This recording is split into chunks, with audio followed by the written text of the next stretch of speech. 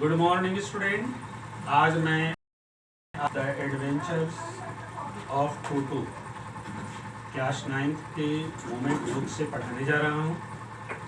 आप इसको ध्यान से सुनिएगा। मैं पिछले चैप्टर पिछले वीडियो में आपको इसके बारे में कुछ बता चुका हूँ।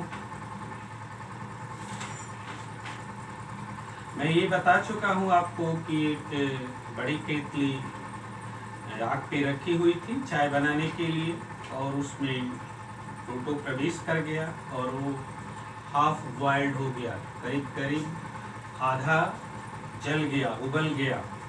उसके आगे का भाग मैं पढ़ा रहा हूँ। If there is a part of brain specially devoted to mischief, that part was largely developed in toto. लेखक बता रहा है कि यदि दिमागी भाग मिसचीफ के लिए बना है, शरारत के लिए बना है, तो वह भाग टोटो में काफ़ी अधिक विकसित था, पूरी तरह विकसित था। मतलब अगर माइंड का कोई भी पार्ट मिसचीफ के लिए बना है, शरारत के लिए जिम्मेदार है, शरारत वाला भाग है, तो वो पार्ट टोटो में पूरी तरह से डेवलप था, वो पूरी तरह से शरारती था। He was always tearing things to pieces. वह अक्सर चीज़ों को फाड़ देता था और उसे टुकड़े टुकड़े कर देता था। Whenever one of my aunts came near him, he made a effort to get hold of her dress and tear a hole in it. जब कभी मेरी आंटी आती थी, एक आंटी थी, जब वो कभी आती थी टोटो के नज़दीक, तो टोटो हमेशा ये प्रयास करता था कि उसके ड्रेस को पकड़ ले और उसमें होल बना दे, उसमें छिद्र कर दे। मतलब उसे एक तरह से फाड़ने का प्रयास अक्सर टोटो किया करता था। जब लेखक की एक चाची आती थी, मतलब कई चाचियाँ थी, और उसमें एक जब आती थी तो बंदर उसके कपड़े को पकड़ने का प्रयास करता था और उसे फाड़ने का प्रयास करता था। One day at lunch time, a large dish of pulao stood in the center of dining table. एक दिन लंच के समय डाइनिंग टेबल पे सेंट्रल हॉल में एक पुलाव रखा हुआ था। एक पुलाव का बर्तन रखा हुआ था जिसमें पुलाव था। We entered the room to find Toto stuffing himself with rice. जब हम लोगों ने उस डाइनिंग रूम में प्रवेश किया तो पाया कि टोटो जो है वो राइस को, मतलब उस पुलाव को अपने मुंह में ठूस रहा है, खुद खा रहा है। My grand mother screamed and Toto through a plate at her. मेरी दादी उस पे चिल्लाई और उस टोटो ने उस पे प्लेट फेंक दिया, उन पर प्लेट फेंक दिया। One of my aunts rushed forward. मेरी एक चाची आगे बढ़ी उसे डराने के लिए, and received a glass of water in the face. तो जल से भरा हुआ ग्लास उन पे फेंक दिया। When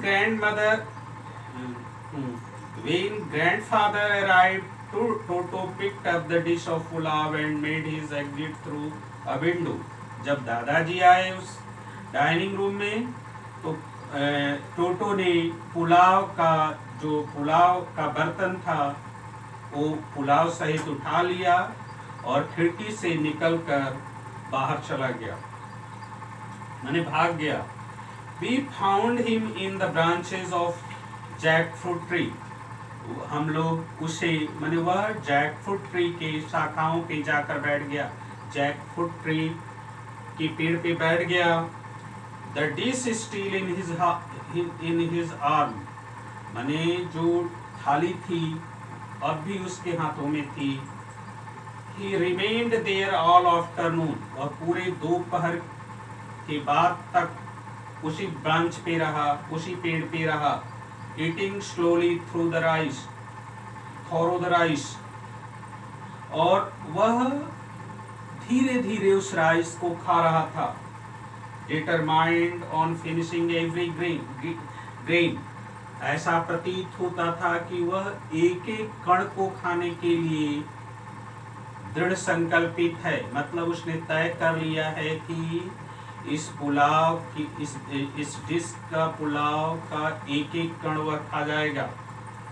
And then in order to spite grandmother who had screamed at him, और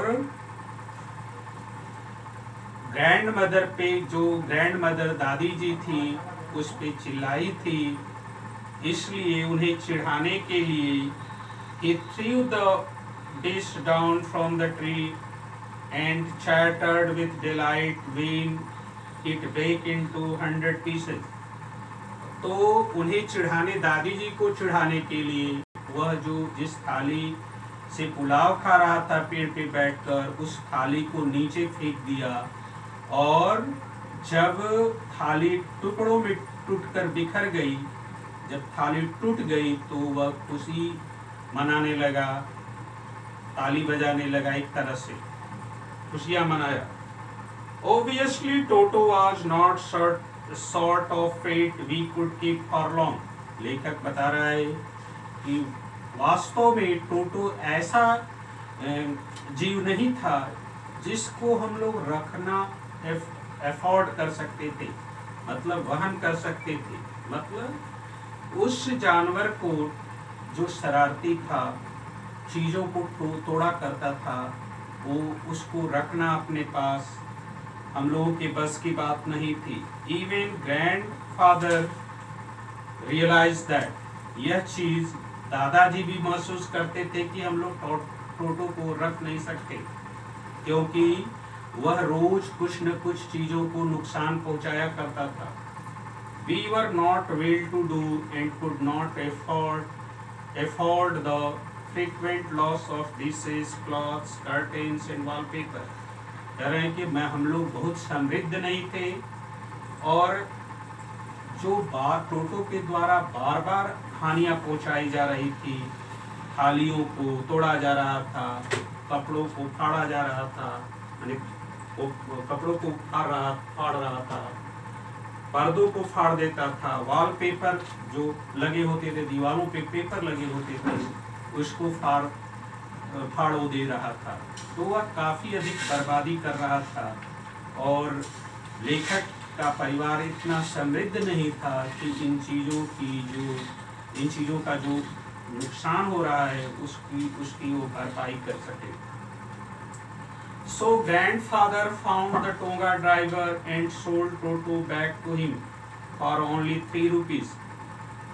इसलिए दादाजी ने यह निर्णय लिया कि टोटो को अब घर में रखना नहीं है, और उन्होंने उस टोंगा ड्राइवर को खोज निकाला मतलब कि उस टोंगा ड्राइवर के पास गए जिससे वो इस मंकी को खरीदे थे, और उसे मात्र 3 रुपए में बेच दिए। तो ये आपका सेकंड चैप्टर था जिसको आप लोगों ने पढ़ा। मुझे पूरी तरह से विश्वास है कि इस चैप्टर को आप लोग समझ गए होंगे। कहीं डाउट हो तो पूछने में हिचकना नहीं, निसंकोच पूछना। Thank you.